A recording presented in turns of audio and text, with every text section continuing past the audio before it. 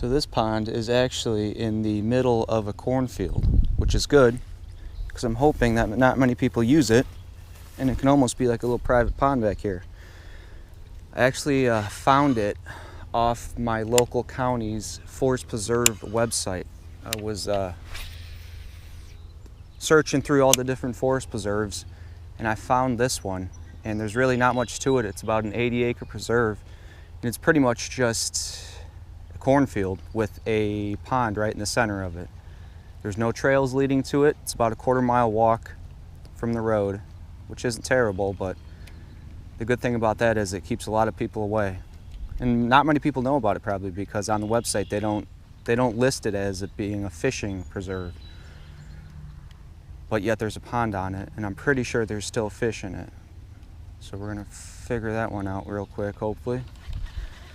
But this pond is actually, I think it's a dammed up creek because there's some water feeding in right over there. So I'm guessing this is a little shallow end. And then down there, I can see it's dammed off. So I'm thinking that's gonna be a deeper area of the pond. Hopefully I can get a nice topwater bite over here. And if not, I brought a jig. I'll head over to that deeper section. But I'm hoping something's gonna start hitting this frog. There's no lily pads on the water, and there's very little scum on the top of the water, so you can still get a topwater bite, no issue. I mean, you could fish a frog out in the middle of the open lake. Bass will still hit it, so we'll see.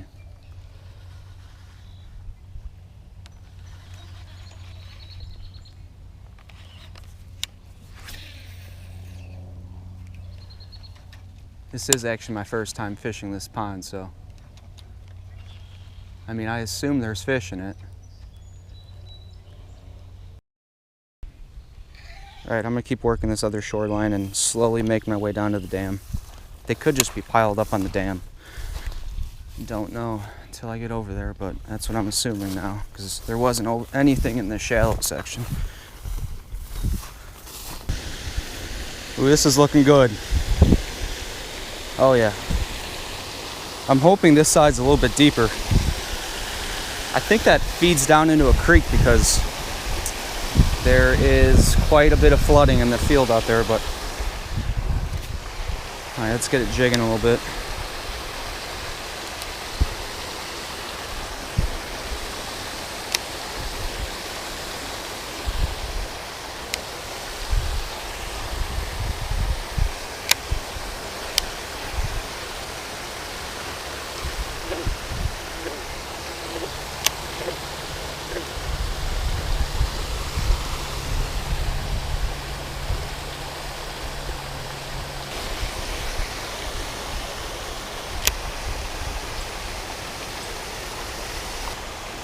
There we go.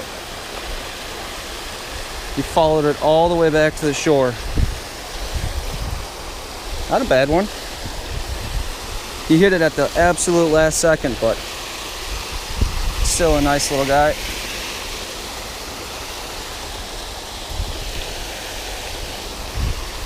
He has some chunk to him. Oh, he was barely hooked. Oh, wow. Looks like he has a, I don't know if you guys can see that, but looks like he has a fin of most likely a bluegill sticking out of his throat.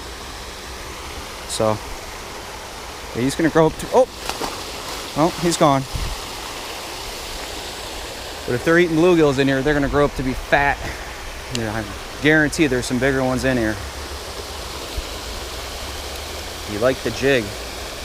At first I was just kind of dragging it along the bottom and it wasn't doing too much, so on that one I was just kind of swimming it back, and maybe that's what they want because he hit it pretty hard. So.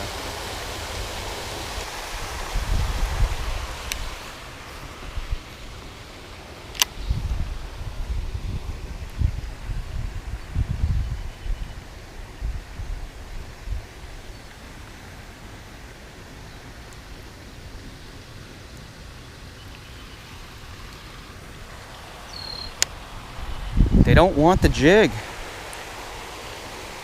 surprising. Maybe they want a swim bait. I might run back to the truck and go get a swim bait, because that one bass I caught,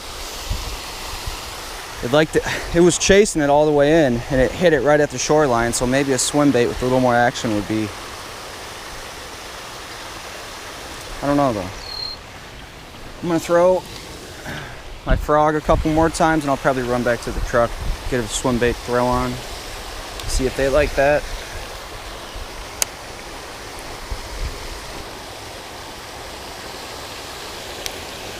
Yeah, frog's a no-go.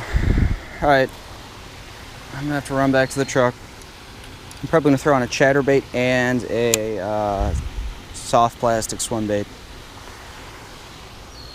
All right, let's go. All right, got the chatterbait tied on, and I got another little small plastic swim jig. So based on what I saw with that last bass I caught with the bluegill down his throat, these baits should tear him up. I mean, they're pretty much imitating a fish, so let's see what happens. Just gotta make that walk.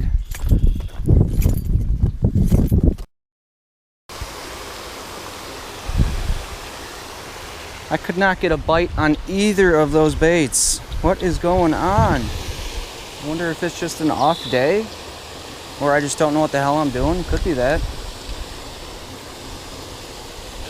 So the wind's blowing into this corner back here, so I'm gonna try fishing that a little bit. Maybe they're stacked up in there, I don't know. But either I walk around the entire pond, or I try to cross this little creek down here. It's gonna be interesting, but I think I'm gonna go with the creek.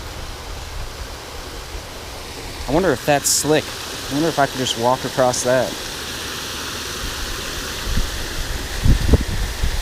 No, I'm just gonna find the spot to cross down there. Here we go. Perfect. Just need a little jump. We are good.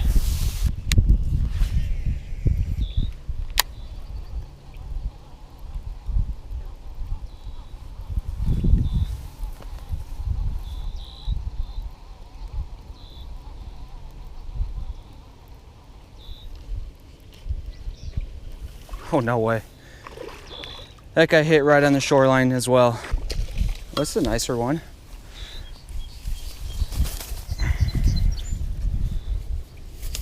Not bad. He hardly even hit it. He just kind of put his mouth around it. I saw him come up and hit it, but it's a good sized bass. It's a good sign. Not bad at all. Sorry, bud, I'm gonna have to throw you right in this scum, but you'll get out of there. Yeah, he was like right there, right underneath this. It wasn't too exciting of a hit, but it's a fish. He hit the chatterbait. I'll probably just work the shoreline all the way back until I get back to the entrance of the pond. And I'm gonna call it. I got a decent walk back, and it's getting close to 11. Overall, not a bad day. I'm happy with those two. I thought for sure I'd catch a little more, but that's part of fishing. I think I'll come back, I don't know, maybe tomorrow morning to this pond. Try to hit it early, like 7 a.m. or this evening if I have time. I'm not sure, but just another good day in the water. Like you were part of the top of the division. I mean, we kind of were for a little bit in 2014, and then we didn't pull it off very well. So you just being the Brewers pulling that off showed that they're here to stay for a while, and they're a lot.